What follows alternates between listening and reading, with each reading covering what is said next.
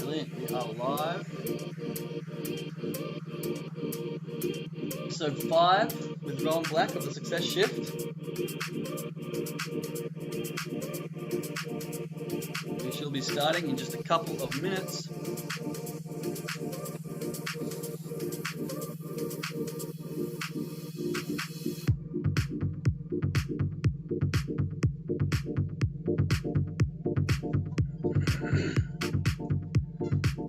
Thank you for joining us. If you are watching live, please let us know where you're coming in from. Today we're going to be talking a little bit about traveling, one of my big passions.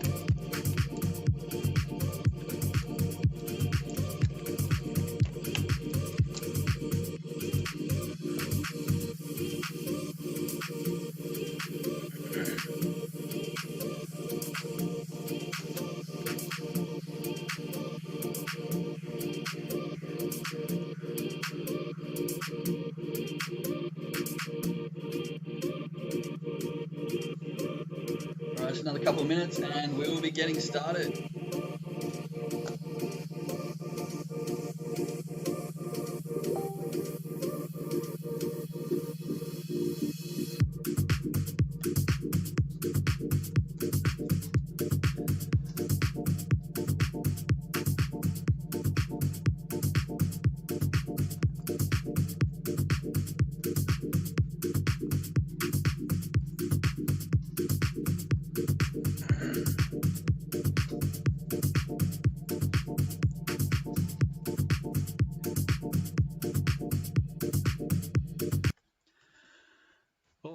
Alrighty. Welcome everybody. Hope you're having an absolutely fantastic day. It is Thursday. Rowan, how you doing? Glad you could join us. We are here live at episode 5 of The Success Shift, where our goal is to get into the minds of those who are successful and understand whether or not thinking you're successful can act as a catalyst to greater success. So I'm very excited to be joining Rowan here today. He actually reached out to me on one of an online virtual conference of Success Summit online with the amazing Fraser Brooks, who's been a massive drive behind what I'm doing and where I am today. And he actually reached out to me. We got connected in the short time that we've been friends. I've gotten to know that he's led a pretty interesting life, done some remarkable things. So I'm looking forward to getting into the mind of Rowan today. But first of all, Rowan, how are you doing? Very well, my friend. Thanks for having me here. I really appreciate it, and I'm looking forward to speaking to you. Mate, it's an absolute pleasure of mine. I really appreciate you reaching out to me. You know, if anyone's been watching these episodes to start with, this is something new. I'm going out there trying to learn as I go, stumble forward, fail Mhm. forward, and hopefully as the show progresses, you can see that what I take from the guests I have grows the show, progresses it, and hopefully comes to a big success. But Good idea. I really appreciate you reaching out because it makes it a bit easier for me to be able to chat with friends. So thanks for Yeah. that. So why don't you start with telling us a little bit about yourself, Rowan? I mean, you've lived a pretty interesting life from what you've told me. Let me hear it from your point of view, from when you were a young fella. Yeah, okay. Everybody, hi, Rowan Black here. I was born in England in 1957, very long time ago. And I was brought up in a place called Leeds in North Yorkshire, the industrial part of England. And I had a very good life. There wasn't a lot of money around for the family, but, we did well. But I realized at a very young age, if I want to make some out of my life, I'd have to do some change, make some changes. And one of the major changes that I did, I joined the Air Force when I was 16 and a half. Wow. So from young. from a mother's womb and warmth into the Air Force, It was a bit of a culture shock, but it set me up for the rest of my life. Spent 9 years in the Air Force, and it was really a very basic type of thing that I needed, because I was living in an area that wasn't really giving a lot of promise to you as a young guy. Around the edges for a young fella. Yeah, a bit rough around the edges. Yeah. I was lucky in a way because I did a lot of sport, and with sport, it got you out of the area every now and again. It takes you out. It's a savior sometimes. I did sport as a young kid, and it keeps you on track. It keeps you committed to things. Exactly. Yeah, exactly. But I did realize at a young age that I personally was responsible for my life, so I had to take action, and I joined the Air Force. Actually, I wanted to be a sports teacher, but sort of tricked me into becoming a cook for some reason. Don't know how that happened. That's a nice hobby to have, cooking. Nice. Yeah, well, I enjoy it, so it's all right, It's the main thing, right? And do something you love. Exactly.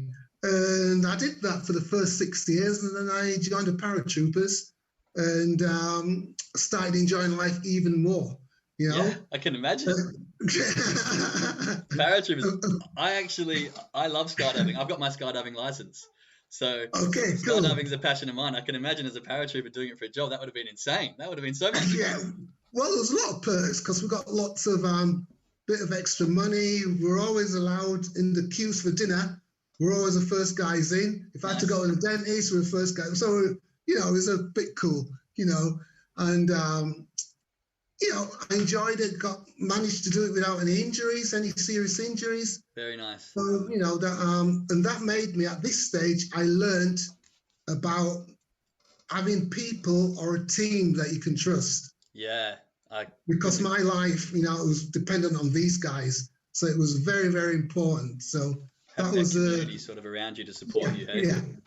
Yeah, that was a good lesson for life, Can I ask, did you skydive before you went into paratroopers, or did you just sign up and then you were straight out the plane? No, I signed up, did the basic training, and then my first jump was actually out of a balloon. Oh, wow. I remember the sergeant majors saying to me on the megaphone, I should cross my legs so they could screw me out easier, Yeah. So I thought, what, but it was cool. It was all good humoured, Yeah, nice. What was going through your head when you did your first jump? Because I remember my first jump. I'd already been on a tandem.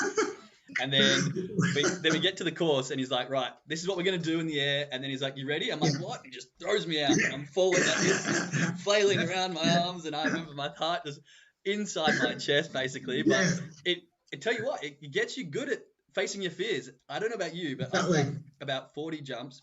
Yeah. Each time I get to the edge of the plane, I'm still scared. Still Oh, yeah, it's normal reaction. But the thing is, you're so well trained, yeah? That if something does happen, you're not concentrating on the fear. You're concentrating, how can I get out of the situation if it does happen?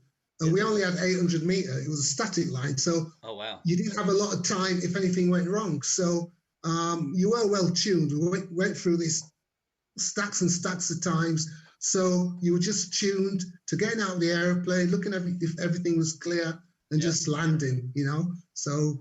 And did you guys have a reserve, or were you just one shoot? Yeah, but we had a reserve, but we used to call it an alibi, because what are you going to do after 800 meters? Yeah, that's what I was thinking. I was like, you're going to hit the ground. It's going to. So we all use an alibi, you know.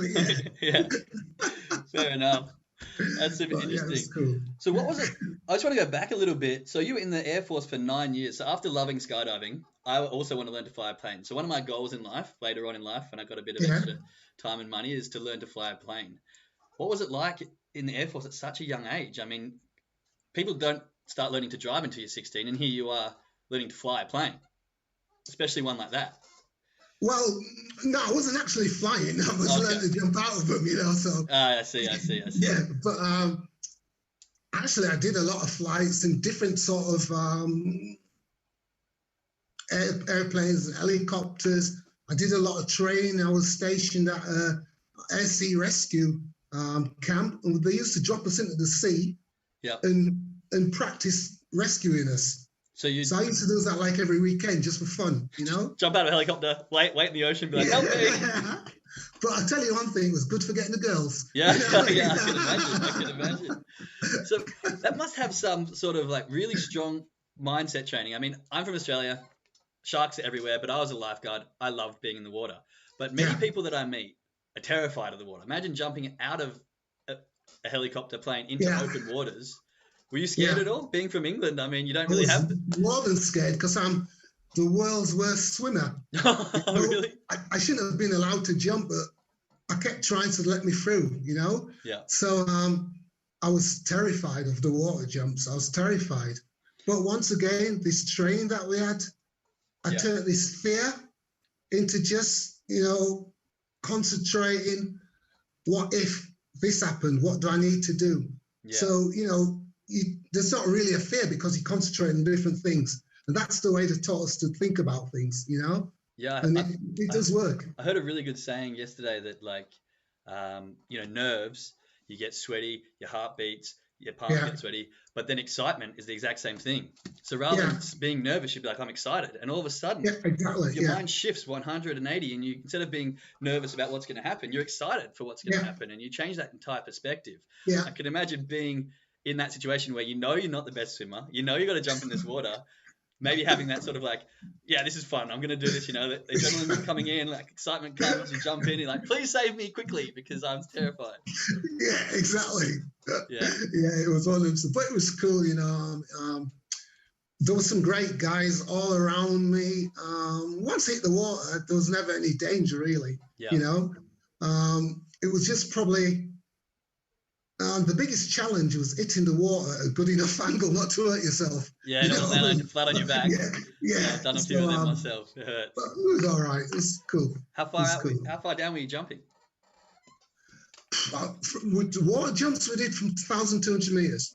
1,200 meters. Meters. Yeah. The water jumps were always higher. Yeah. So you jump. Yeah. So you jump out, pull your chute, and no, static line. Static line. Okay. Go. Yep. Yeah. And then how close to the water do you get before, like, you're not with your chute? You get this thing, you know it yourself, the ground rush. Yeah. Yeah, it just rushes to you. But with water, it's just a different element. So it just seems completely strange. Yeah. It's not normal, you know. And I always remember to say, don't open your Mae West in the air. You know, you wait until you're in the water. Yeah, so I was always trying to concentrate. When do I feel the water? When do I feel the water? So there's so many things going around, you know. Yeah. I can imagine being in the water with a chute can be very dangerous as well. Like getting entangled. And it acts like a wet blanket. And then if you got that on top of you, then you pull your vest and you're sort of floating and getting squished at the same time.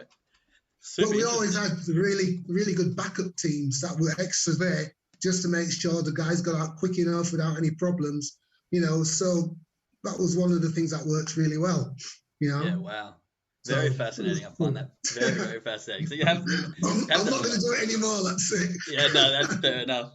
So after that, you left the Air Force at what 25 you would have been quite young Yeah, still, and you came into being a cook.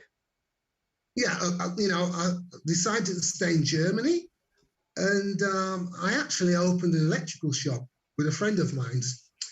And we did something really crazy because the British guys used to get newspapers, the British papers, about 12 o'clock, 1 o'clock in the afternoon. Yep. And we thought, what if we could get the papers on the way to work, 7, 8 o'clock in the morning? Yep. And they'd come into the shop, pick up the paper, and they'd probably buy a video or something else with it. Oh, nice. Yeah, and that was our idea. So we were traveling every night Yeah. to the borders to pick up the British papers to bring back to our shop. Oh, wow. So you It had was crazy. Yeah, It right. was crazy. But we had the shop full. It was good, Yeah. And we made a good name for ourselves. But I had a very bad car accident. Oh, And no. unfortunately, I was in hospital for such a long time. And the bills just started taking over, and we just had to close it up, Oh, I'm sorry to hear that. One of them stages in life. But yeah, it was a good idea that we had. Yeah, nice. So you're in a car accident. Yeah. I was a passenger in an English car, so the steering wheel was on the right hand side. Yeah, it gets confusing for me as well, being Australia, Germany. And, some woman at the crossing, she took my forefart, whatever you call it in English. Yeah. What do you call it? The front fender. Yeah, she drove into the side of our car, and my legs stopped broken. Oh, wow. So that would have been quite a lot to recover. I'm sure being in the Air Force and the paratrooper, that's kind of stuff that you might have already had a mindset for, like this could be a possibility, jumping out of planes all the time. And then lo and behold, it happens a way you completely don't expect it. Hello, universe, sending me from a different direction. But did that take a lot to get you back on your feet? Mind the fun? It's a good one. It took me quite a lot because I was still very active with sport and everything. I was a sprinter.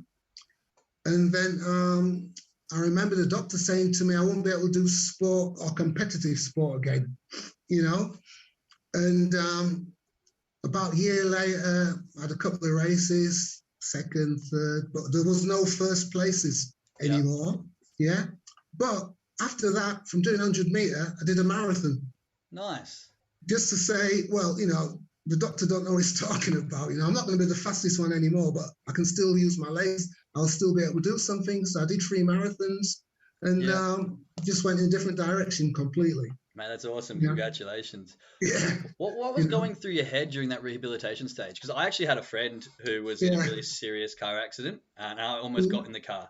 So seeing him go through his rehabilitation stage, there's obviously the physical aspects of it, the walking, the going through this, but the psychological aspects and the mental game, where especially, to say, no doctor, I'm going to go further. No doctor, I'm going to do this again. Yeah. Not only am I going to get back to my feet, but I'm going to then run a marathon. Yeah. You must have had a lot of stuff that you would have had to go through. Tell us a bit about that. Oh, yeah. Well, because at that stage as well, my German I could understand quite a bit, but I couldn't. So you're in Germany? I couldn't explain things, Wow. very well. So I had a bit of a problem, and I couldn't open my emotions, what I was thinking and stuff like that, Yeah. And it was a tough time, but I had some fantastic friends that still live in Gütersloh. And I'll never forget these guys looked after me very, very, very well, and you just get over these things, Yeah. My biggest problem was to make sure my family at home weren't worrying too much, Yeah.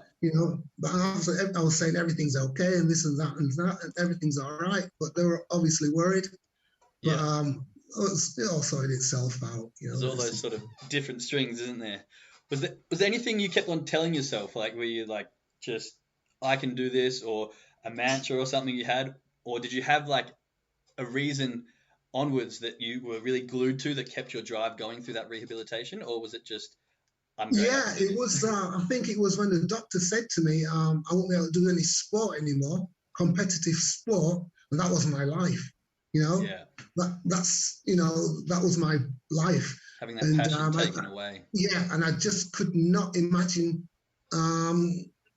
this not being, this not happening, So that gave me a bit of a drive. But actually, when I did start to try and do it again at a competitive level, I realized it wasn't going to be the way it was before, So that did give me a bit of a knock.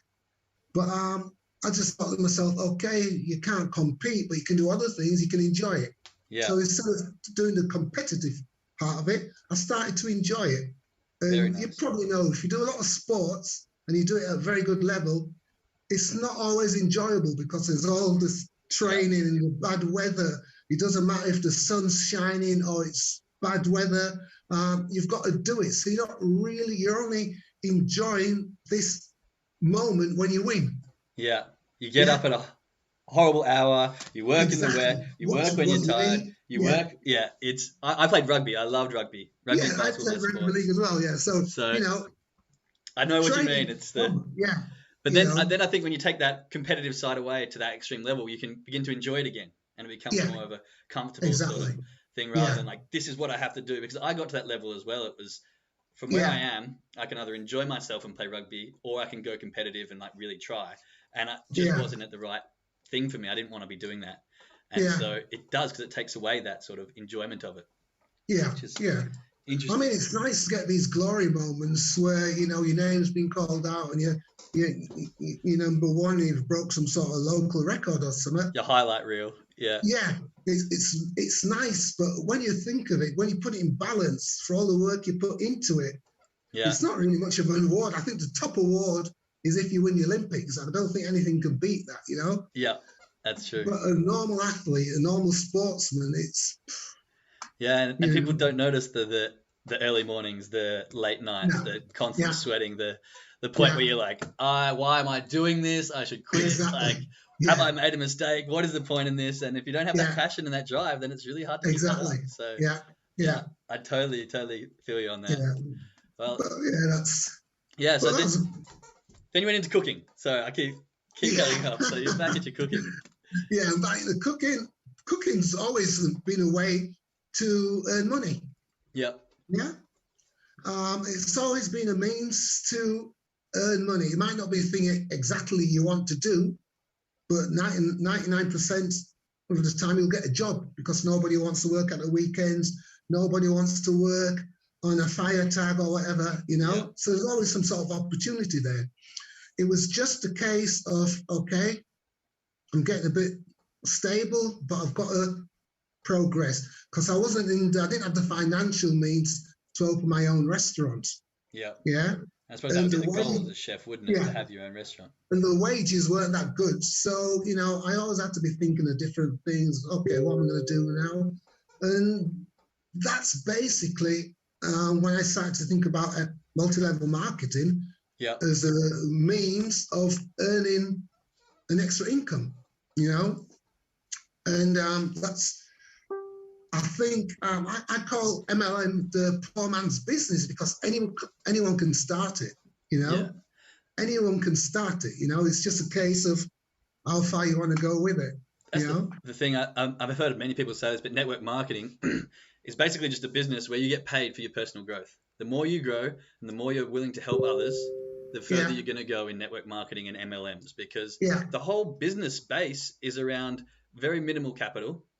And then getting rewarded for helping other people do what you're doing. So you get a community, you get a group together, and you help. The more I help the person who's in my business, the more we're both going to benefit. Exactly. And so the more your personal growth, and I think, as you said, it's a very, very great and probably misunderstood business model. Unfortunately, there's always people that give every business a bad name. That's why Fraser Brooks has such a good job, because he's trying to revamp that. But how's it going for you? Is it going good? Sorry? How's it going for you? Yeah, it's going fantastically at the moment. I've got a good team behind me. I've got some good leaders. I've really committed myself to it. I've been building up my knowledge. Nice. But also put it into practice. Like Fraser says, don't just learn. Same thing. You got to take left foot and right foot. Learn, exactly. Learn, action. Exactly. And I didn't have the courage or the belief in the business before to do this because excuse me. No. I just Yeah, not a problem.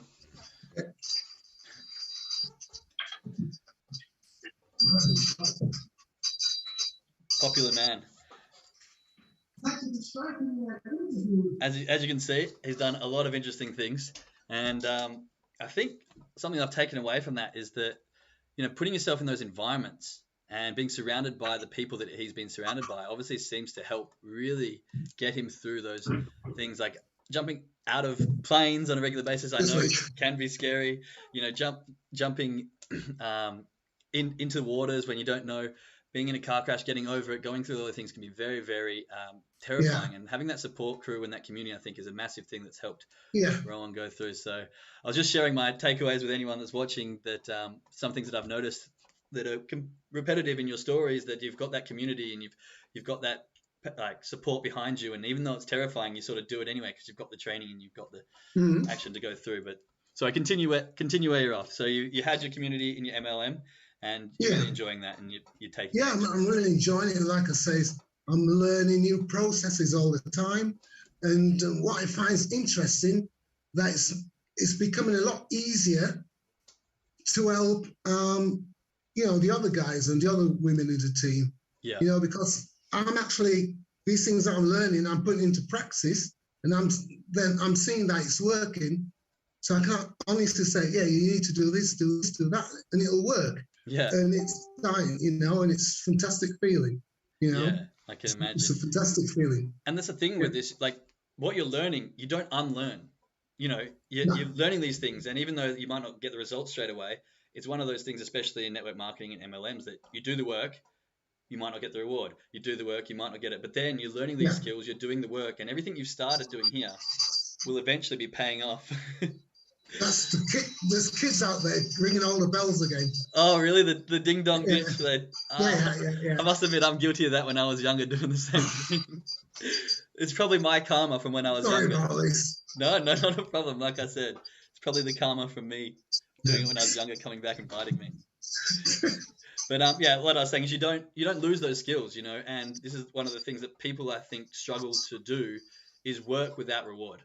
We're so trained to work with reward. And when we don't get reward, then we struggle to keep that work up. And it takes a lot of strength and mindset to go, I know and believe that my results are going to be worth the effort I'm putting in right now.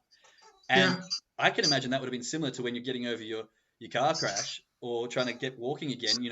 I know that the effort I'm putting in right now is going to be worth the ability to run in a race again. Yeah. I know that the struggles I'm going through right now, even though I can't walk again right today, they're building towards something greater. They're building towards being able to run a marathon. And I think it's really important to understand that concept to grow. Exactly. You got to take the stages until you get to where it eventually leads you, So you just got to take the little steps at a time and don't worry about the big steps, Yeah. Focus on what's in front of you.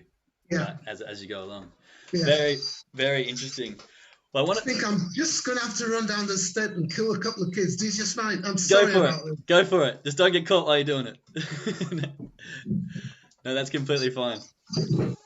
That is quite funny that the kids are ringing the doorbells and running away. I remember when I did that. Not to the extent that's happening right now, but I remember when I did that as a young kid, and I think this is the universe's way of getting back at me. But it's quite funny how it goes around. But very impressive. Some of the takeaways, like I said, is that the strength and the mental willpower to continue doing something even when you're not getting that reward. I remember watching my friend try to rehabilitate. He was in a wheelchair for 6 weeks and then slowly getting back up. And I think he was told he wouldn't be able to walk again. But then a couple of years later, he's playing footy and he's playing AFL, a really rough sport, and he's doing it well as well. He was a great athlete, but I think it comes down to that drive and that want and that passion. He was a runner. He loved what he did. And I think he just had it in his head that, like, no, this isn't it for me. Like, I'm not giving up right now. I'm going to keep working, even though it's going to take time. It's going to take effort. He was able to take those steps forward, do the little things, and just like Rowan's done, run a marathon or play sport. And I think that's something really powerful that we could take away from is not having the goal in mind, but really having focus on the one thing at a time. Because I know personally for me, sometimes I got this big goal and I want to achieve it, and I forget about all the little steps that it's going to take to get there. And then when I don't get to that goal by the set date, I can get disappointed. So having the expectations not meet the reality is basically what disappointment is. And so when you've got such high goals and you don't focus on the small baby steps, then you can end up feeling disappointed. You end up feeling like you're not successful. You end up feeling like perhaps you can't do it. And that can be a deterrent. And I think that if you focus on the small achievements and you get, the first step, first 50 meters, the first little bits going, and you'd be proud and grateful that you've gotten that and acknowledge your success in that, then that helps to drive you to the next baby step. And before you know it, you're looking back and you're running a marathon. So how'd you go with those kids? Did you chase them down the street?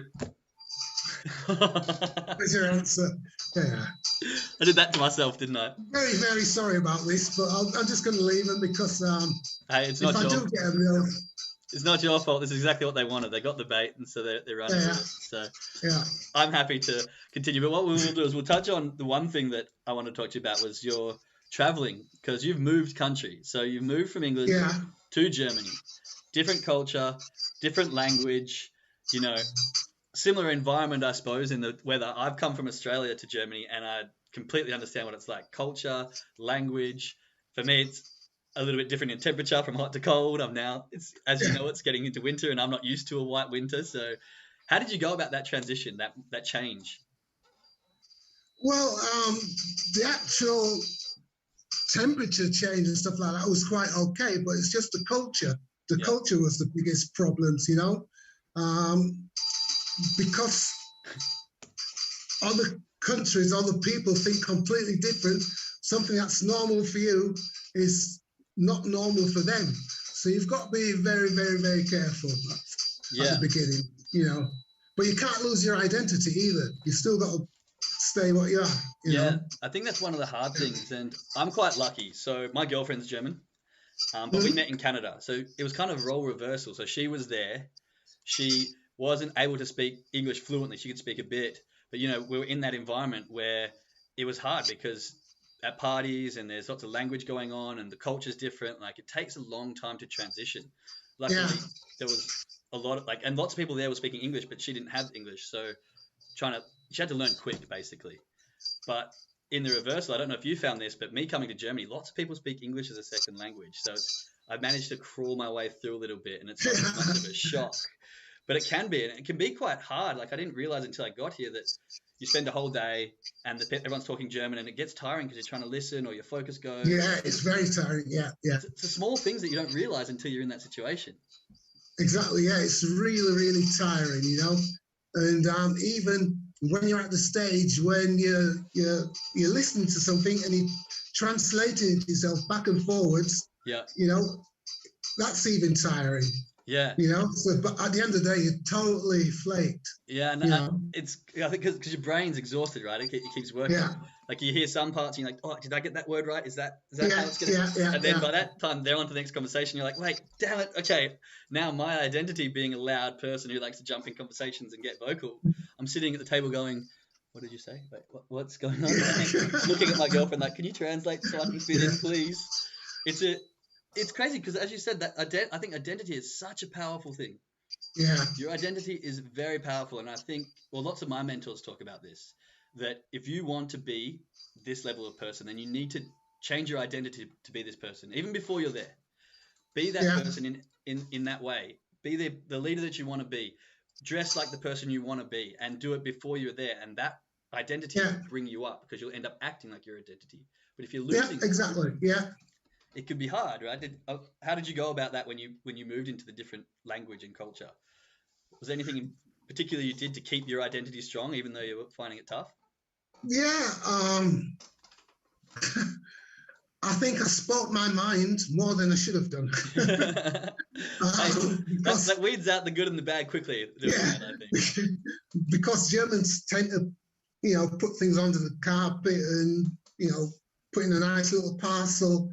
I just used to go straight to the point and tell them, even if I couldn't speak it out verbally, I think they knew my eyes exactly what I meant, And so in that sense, I got the respect because they realized, okay, we've got to treat this person. He can't speak very good German, but he's obviously trying to communicate with us. He's obviously trying to tell us something. So we've got to take him seriously, you know? Yeah. And that was the biggest problem at the beginning, not being taken seriously, Yeah. you know, or people not willing to understand you. That was very, very frustrating.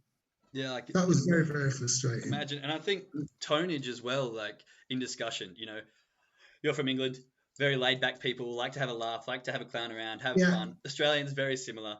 And I think your tone and the way you speak to people has a lot to do with communication as well as the body language and all that. So if you don't have that ability to share your tone, let alone the language, then it's kind of all down to body language, and you have to sort of do different things to get your point across. But if you're sarcastic a lot, or you joke around and you want to have fun, then getting that across, you'd lose that a little bit, don't you? Yeah, you definitely do. Yeah. You know, and it was also this, everything was so serious. You know what I mean? Everything. The Germans are serious, aren't they? What's up, guys? Have a laugh, and I just couldn't understand it. And I'd say to myself, what am I doing here? You know what I mean? These people are strange, But at the end, towards the end of the time, you realize, okay, that's just the way they are. I should imagine the people in Sweden and Norway are even more strange, because it gets dark so early, And but that's just the way, even British people, they might think, bloody hell, these guys are crazy, But it's just the way, it's just your personality, the way you're being brought up. Exactly. What do you do? And I mean, I think for me anyway, I find that if someone I think is strange or acting differently and I'm getting frustrated by that, that's more something that I need to look internally at, because why am I getting frustrated at what they're doing? Is it really affecting me to that level? I mean, if they're ringing the doorbell consistently, then I'm like, God damn it, I can't help that. That's annoying. That's what the kids are doing. But sometimes it's like, well, why is that person's attitude or the way that person is? Just because it's a different culture to mine, just because it's a different way to what I've been grown up with, why is that affecting me so much? I need to look internally and be like, why is it bothering me that they're doing that? Or why is it bothering me that they don't get my jokes or whatever? And I think for me, moving cultures has a massive internal growth. It makes me look within and understand a lot about, well, I'm in their culture now. I've made the decision to move my life to their environment. So I have to adjust, I have to understand why these things are frustrating me and why I need to act differently, or how I can still be myself in that environment. Yeah. Did you have much of that when you... At the same time, you still don't lose your own personality, your own beliefs, your own identity. Totally agree. Because I could be the next 30 years, I've got a German passport, I still won't be German because I was born in England. And this process, growing up as a kid, was built into me at this stage of my life, and it'll never change, No, it will never change, So I don't think it's just so. one of the things. It's one of those paradigms that we're sort of born with, right? And in order to change that, you have to shift a lot. But I suppose that also comes from where you've come from. England's great. It's a lovely country. People are well off. I'm from Australia. I'm always going to be Australian. But if, we're coming from a third world country, maybe our mindset might be very quick to go, actually, I'm German now. And change. But I think because we are proud and we have that, excitement and joy from where we've come from, and that passion and pride of where we've come from, gives us that ability to go, I'm always going to, that's who I am. I'm always going to be me, and wear that out loud, I guess. Yeah, exactly. Yeah. It's, you should be proud from wherever you come from, and you don't want to go over the top, you got to keep it at a normal level, but everybody should be proud of their backgrounds. My parents were born in Jamaica. My sisters were all born in Jamaica. I was born in England. Yeah. But I still feel me like a little bit Jamaican, because a little bit of Jamaican in you, but a little bit Jamaican because the way the thought, these backgrounds, the people that are involved at this stage, they're all Jamaicans, and it just sort of rolls off onto you as well, Well, it does. I mean, the culture runs down, the habit that people are born up with. Like when you're a young child, your mother, for example, might have been raised a certain way, and so she knows now that that's how you raise someone else. If that was in Jamaica, then those habits are still going to come down the line. I mean, my dad was English, So I've got some English in me as well. So you do have that mixture. And I think it's learning that ability to be proud and happy with who you are, proud of where you've come from, but still be able to keep that in different environments, I think can be quite a challenge. Yeah. And I think it's definitely something to master. That's true. It's like, for example, my son Justin, he was born in Germany. Nice. Yeah. Yeah. So he's got an English dad. He's born in Germany, and I sometimes say, you're so bloody German. Well, he is, isn't he? He's born in Germany, so he's got this sort of German way of thinking. You know his whole environment, I don't know how old he is, but his whole environment is German. He's 31. Yeah. If that's what you grow up knowing, then that's what you grow up learning exactly, and acting like. So, yeah. Was his mum German? Is that why you're in Germany, or? Well, yeah.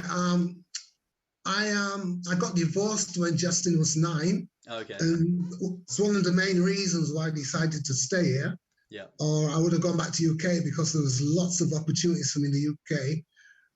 My life would have been a lot easier, but obviously I didn't want to leave my son. Yeah. You know, I didn't want to be coming across on a jet once a month or whatever. Yeah. You know, so I decided to stay, take the rides, and everything worked out in the end. You know. Beautiful. That's what you like. So it's cool. Yeah, it was best decision I ever made. Yeah. Very nice. Yeah. Very nice. It best decision I ever made. Yeah, it's not bad here. I'm still fresh, but I don't mind it. Yeah. No, man, it's cool. All right, Rowan, it's been absolutely amazing having a chat with you. There's two final questions that I do ask people, and I will give you a moment to share anything that you want to share. But it's been absolutely amazing. Some of the things I've taken away from you is just, having that environment has been really helpful, and getting that mindset towards some of those scary things. Like, it's good to hear that I'm not the only one terrified. No. There's a load of guys who tell you the same thing as well. Yeah. Fear is inevitable, but I think if you really want to succeed, it's being okay with it and doing it anyway. Yeah. Doing the things that terrify you and being comfortable with that. Exactly. Getting out of your comfort zone. Yeah. I couldn't agree anymore. Yeah. Get out of your comfort zone. So I have two final questions. The first. Okay. What would be the one thing you'd go back and tell your 17-year-old self? I'm going to say 16 because you went to the Airforce so early. So one bit of advice you could tell yourself at 16, what would it be? I remember my dad saying to me at 17, to try and save at least 10% from each wage packet. Yep. And I laughed at him. Yeah. And now I realise what fantastic advice that was. Yeah. So what I do is I'm a lot more into like trading and crypto and investing, and that's sort of where my networking is. And they continuously say, like, go percentage-wise, and say, even if you're getting a $50 check, put $5 to savings, or put $5 for investing, or divide up that packet into percentages, and before you know it, your life will be. Doesn't matter how much you're earning. You could be earning minimum wage, but if you have the discipline to put that 5% there, 5% there, 10% there, give it a few years, and you'll be able to get yourself into a much different position. Yeah, exactly. Yeah. And that was a fantastic bit of advice, which I didn't actually use until later on. Are you using it now? Oh, definitely. Good man. Definitely. I get told that advice all the time, and I'm still not using it. So I've only got myself to be blaming on that definitely. one. So I think I'm going to go and do some. This little percentage, you're probably spending on something you don't need anyway. Exactly. Mostly. An extra beer at the pub, or so a couple of coffees just because it's there. But now it's already away. Yeah. It compounds, doesn't it? I think I'm going to have to go and do some work on that as soon as do it. All right. And my second question, which does stump a couple of people, but if you could have the answer to any question in the world, the complete and utter truth to any question, what would that question be? That's a good one. Gets people thinking. I like it. I like this one. Yeah, I've got the answer though. Yep. Hit me. How could I live in a world without wars? How could you live in a world without war? So basically trying to figure out what you need to do to make sure that war will not. Yeah. That would be great. I mean, I could say one word, politics, and see how that. No, get rid of politics, and who knows what'll happen. Yeah. No, I'm not gonna touch that. That's a big old cabin. I'm staying away from that. Yeah, exactly. Yeah. How could I live? There's too much trouble in the world. Yeah, there's just too much. There's way too much. I mean, people. This is a very, very good answer. Very good answer. I think personally, And I would love the complete answer, but personally starting with yourself and filling yourself up with as much joy as you can so it radiates out to others to eliminate the war around you is the first step that I'm trying to take. That is very cool. Yeah, yeah. Well, if I can give you a little bit of an answer. That's very cool. Yeah. So, I mean, it's all about starting with yourself, you know. It is. What little bit of good can I do that's going to make the world a better place? It doesn't have to be a fantastic thing, but a little bit, just like saying good morning to somebody, you know, your next door neighbour. It's a small thing. Or helping the old woman with her shopping up the stairs, you know, little things like that. How can it makes their day? Yeah. Yeah, you know, it makes their day, and it's just people forget these things. You know, it's the little things that count. It's crazy because something like that happens to you at the shopping. Like, guess what happened to me today? Yeah. Walking down the street, someone grabbed my bag, and then not only that, but that small little gesture that you did that took 2 minutes they've been thinking about that, so they can tell their person. So they're building up on that excitement. Then they come with that excitement to the next person, and that person who hears it goes, "Oh, that was really nice. Maybe I should do something nice." And just something so small can cascade along, and before you know it. And just the small things, It really is the 1% things, and I'll touch on this a little bit because it's something that I've had a realization of myself. And people often, I used to, how can I help people? How can I help people? How can I help people? And I wanted to help, but what I didn't realize is that I was trying so much to help others when I wasn't 100%. And what I've found is that I will now say no to more people because if I'm not 100%, because I know that if I can fill myself up with energy, then everything else, when I'm already in a good mood, is just going to radiate out, and it's going to come naturally. If you're 100% full, the smiles just sit on your face, and they meet people. The door it's just a second nature thing. You don't have to. You're not thinking about why you're not happy. You're full of happiness, so you go, oh, door, bags, smile on your face all the time. So I think for me, concentrating on making myself 100% happy, so that I know that I can radiate out to others, has been a massive shift for myself. That's cool. So, that's really cool. That's nice. I like your style. Thanks. Well, it's been really good getting to meet you, and I'm sure we can have many more conversation. But is there anything that you'd like to share with anyone listening or watching? Anything you'd like to promote for yourself? Get out of your comfort zone. It's never going to be easy. It doesn't matter where you are on the ladder. If you're at the bottom or the top, it's never going to be easy. Yeah. So you might as well do it. That's it. Yeah, because once you start doing things that you never imagined you could do, things will start happening. Yeah, you know, and what's the problem? You try something, it doesn't work, at least you've tried. But if you didn't try, you'll be thinking, oh, if I'd only done that, Just do it. Just do it, exactly. Just do it, yeah. One of my favorite quotes on that is basically like, people are like, oh, I'm not motivated. No bullshit. You don't have the courage to start. Motivation comes after you start. You're scared of starting because you're scared of failing, or you're scared of something else. It takes 5 seconds of courage to start the thing that you don't want to do. And once you've got the ball, and I'm guilty as hell for all of this. I do it so often. I'm like, oh. But once you realize that it's just that 5 seconds of courage, you know, even getting up early, that 5 seconds to get out of the bed, be like, no, I can do this. Courage, get up, get out. And then the motivation happens. Then the motivation comes, and you see the ball starts to roll. So I think very, very wise words and a very good lesson. Yeah, that's it. You know, that's the way I look at things, and just try and live each day to these sort of methods, and just try these negative. You're always going to get negative thoughts coming back at you, bang, bang, bang, bang, bang. You're always going to be really. I'm also in crypto, and the papers are full of the negative things. Yeah. About crypto, but none of the positive things. How many people's lives it's changed, and what's happening, you know? And so you've just got to, exactly. So you just got to ignore it and just do your own thing. Do what feels right in here, right? Yeah, exactly. Yeah, if it feels right, then it's probably right. If it feels wrong, it's probably wrong. Wrong, Simple laws of the universe. Oh. There we go. I thought I nearly lost you for a second. All right. Well, it has been an absolute pleasure getting to chat to you today. I really appreciate it.